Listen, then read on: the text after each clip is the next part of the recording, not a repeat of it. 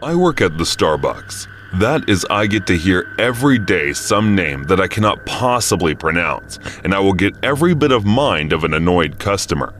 But the job doesn't necessarily pay well enough to be listening to people bicker and care that their expensive coffee was not something they wished it would be.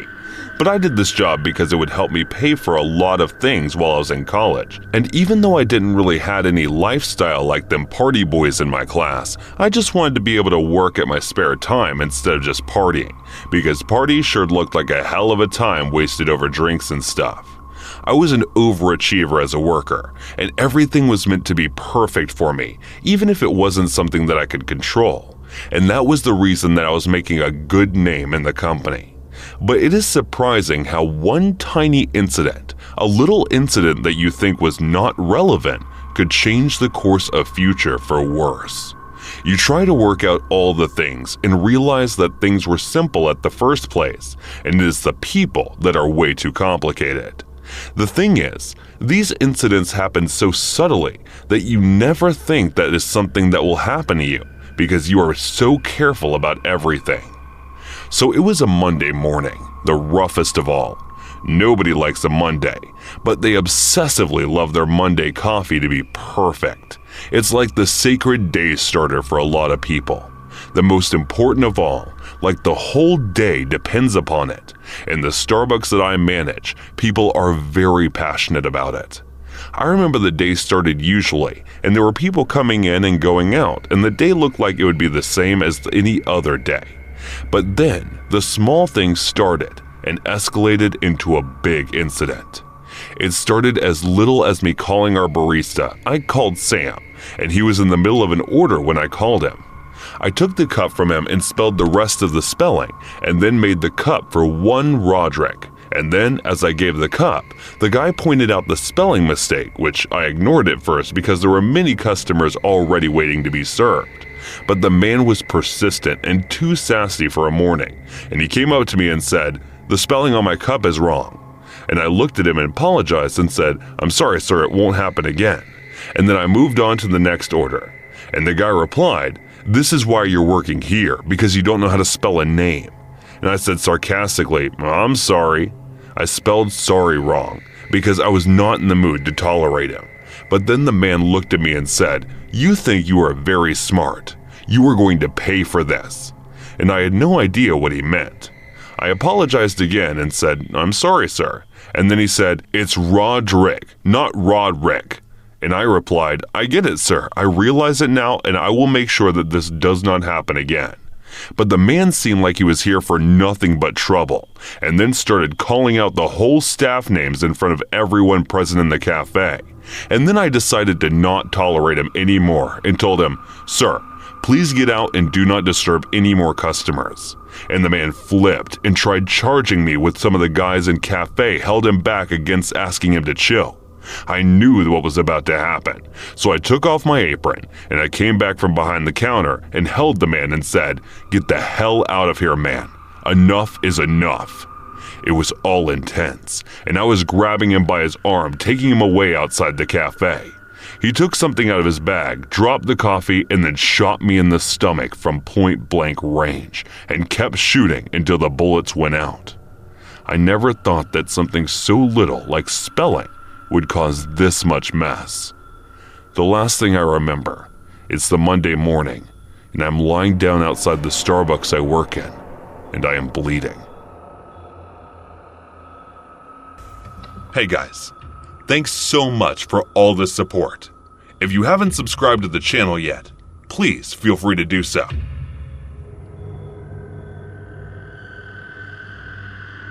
At around 5:15 a.m. on the morning of July 6, 1997, a Starbucks employee arrived at work to open up the Wisconsin Avenue Northwest branch of the world-famous coffee company. Situated just north of Georgetown University in Washington, D.C., there was a lot of work to be done before the morning rush, and the employee in question had yet to imbibe their morning espresso to really kick them into gear. So by their own admission, they were pretty groggy by the time they headed out back to one of the freezer units, intending to fetch some of the breakfast pastries that will go on sale that morning. But when the overtired staff member cracked open the freezer unit, inside was the frozen, lifeless corpse of 25-year-old night manager Mary Catherine Mahoney, along with the bodies of 18-year-olds Emery Allen Evans and Aaron David Goodrich.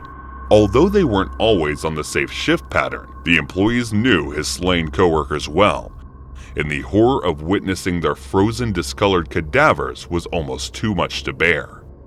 They raced out of the Starbucks and flagged down a bus driver who was only just beginning his morning route, and given how they could have called 911 from the on-site telephone, running to find the comfort of another living person is very telling of this person's distraught state of mind.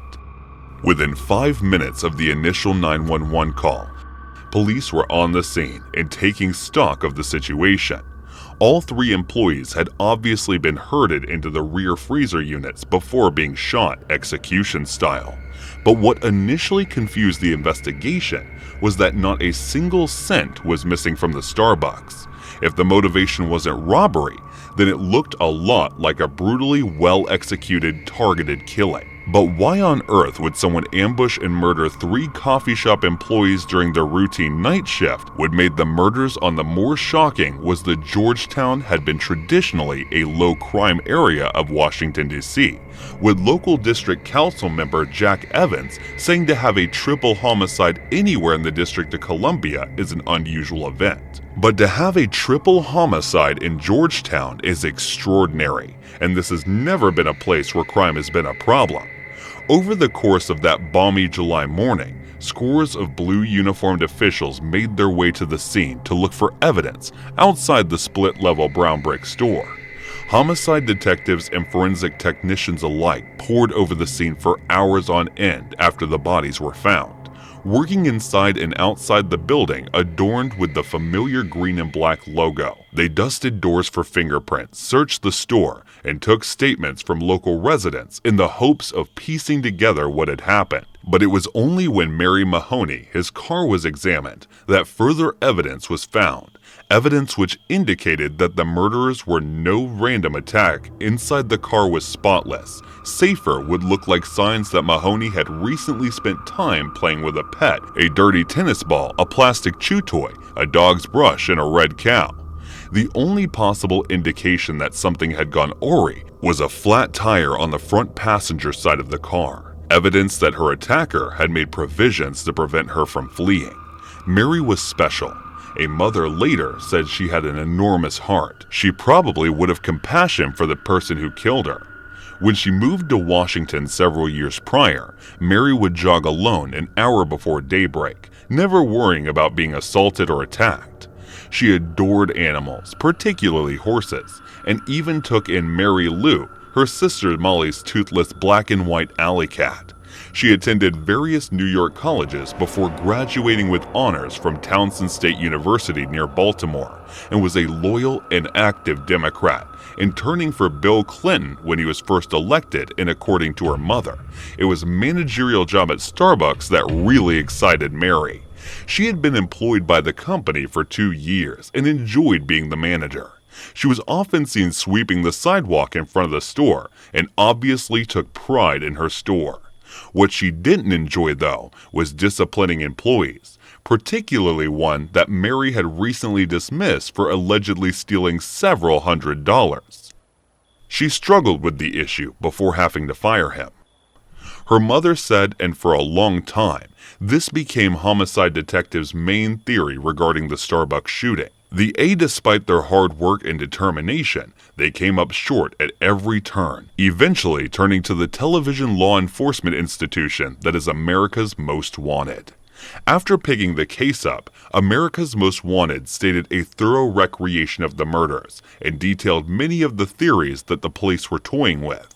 They also advised the number of an anonymous hotline, pleading with those with any information to come forward.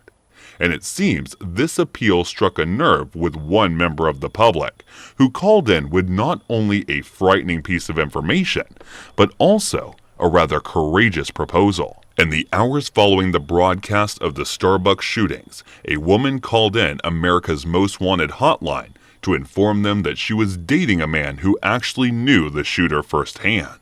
This mystery person had confessed, even boasted of committing the murders, and on more than one occasion, the couple had initially taken the man's word in pure bluster. But after seeing the Starbucks shooting edition of America's Most Wanted, it became apparent that he might just be telling the truth. The woman then left her name and number so she could be contacted by DC police, and when they did so, she actually agreed to wear a wire for them in the hopes that she could catch a confession on tape. It was then that they learned their suspect's name, Carl D. Cooper. Cooper lived in Prince George's County near Baltimore City and just on the outskirts of Washington, D.C. itself. He was the son of a church deacon who lived with his wife and son, but at the time, he lived anything but the wholesome life of a family guy.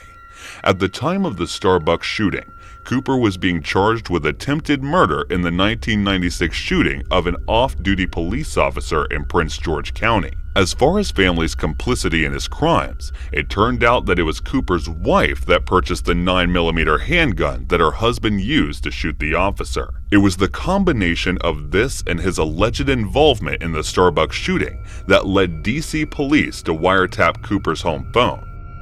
He was arrested after making reference to several local shootings, but insisted that a friend of his named Keith Covington had joined him in the Starbucks robbery. It was him that executed the 3 victims. However, when they caught up with Covington, they discovered he had been recovering from a gunshot wound at the time of the murder, meaning it was highly unlikely that he was ever present on the scene, let alone the ones who have done the shooting. "If I killed them, I'd say I killed them," he reportedly said, "but that's not me. I'm not saying I'm a saint, but I'm not going to go out and just kill people. You gotta be a dummy or a psycho to do something like that is pure evil." When confronted with the evidence of his lies, Cooper admitted to lying about his so-called friend's involvement because he killed 3 people and was afraid to go to jail.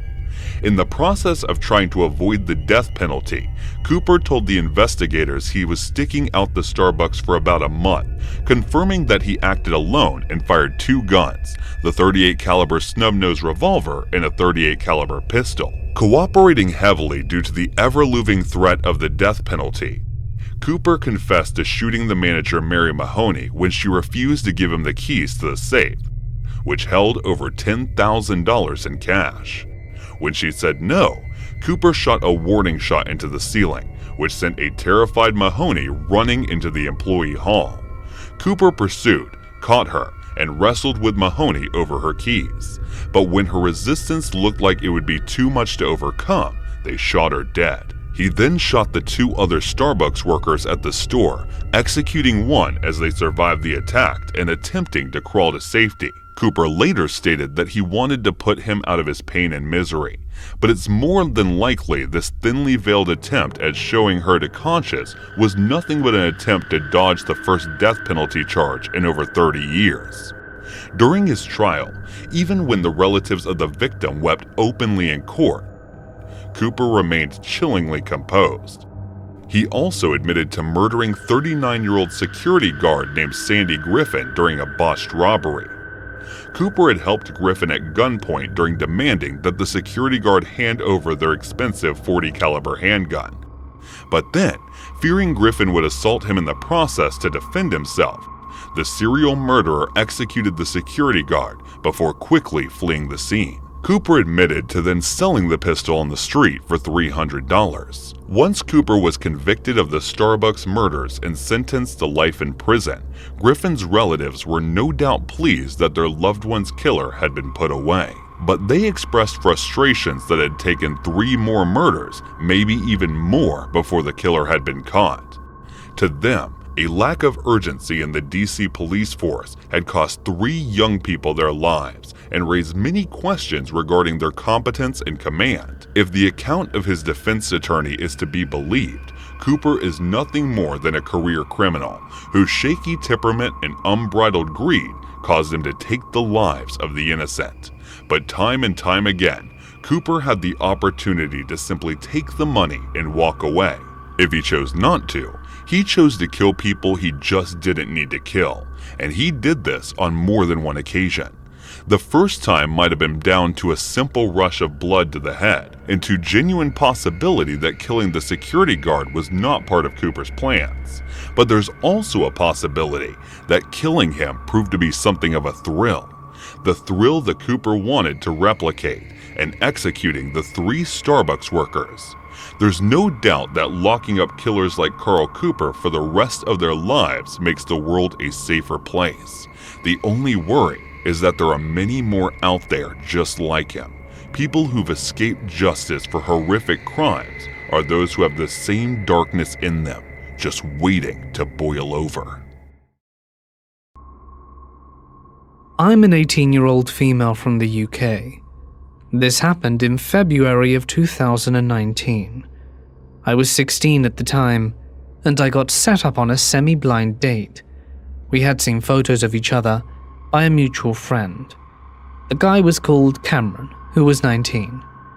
Cameron seemed like your average guy, maybe a little into video games and anime and stuff, but overall, nothing my friends told me about him seemed off in any way. Our mutual friend gave us each other's numbers, and we texted for a night, and decided to meet in a Starbucks the next day since we were both free.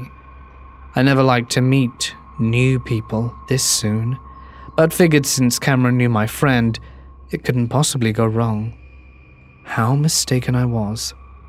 I arrived slightly early, ordered my coffee since I never liked guys to feel like they have to buy it for me, and parked up a seat facing away from the door, and pulled out a book.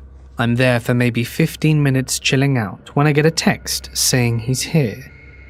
So I'm like, great, I'm at this table, and I feel a presence over my shoulder, and I turn my head, slightly in acknowledgement. He must be here. Before I even get the chance to squeak a hello, his lips latch onto my neck, and he starts sucking on it. Now, I don't like people touching my neck at the best of times. I'm very ticklish, and I get super uncomfortable by people even touching it. A few times, I've had massages or hair treatments, and I've been holding it in discomfort, and he's latched on like a leech. This man also smelled horrendous, kind of like dust personified. I freak out and elbow his chest to get him the hell off me. He lets go and looks at me with this weird expression on his face, and laughs in deadpan. It's really, really creepy, and I start to become alarmed, and ask him what the hell that was about, and he just said he thought it was cute. I try to have a conversation. I'm like, okay, first impressions don't mean anything. Let's try and give him a chance. He's just creepily staring at my chest. Wow, I didn't know Asians could have boobs like that. I better not let you go. That's a direct quote. You can't make this crap up. I'm distinctly uncomfortable, but I don't want to just run away. He's giving me really weird vibes, so I go into the ladies' bathroom and wait for someone else to come in. I ask her to help me get out undetected. I don't want this man following me home or something like that. She of course agrees and lends me her hat and scarf. It's February in the UK after all, and we come out the bathroom together and she manages to help me sneak out the back door of the Starbucks without him noticing me. He asked my friend where I went, but I told my friend to never mention me again. I was too terrified. I know I probably didn't behave well, I should have just told him I was leaving, but I was honestly so scared. To the guy who decided it was appropriate to suck my neck, before we had even said hello, let's not meet again.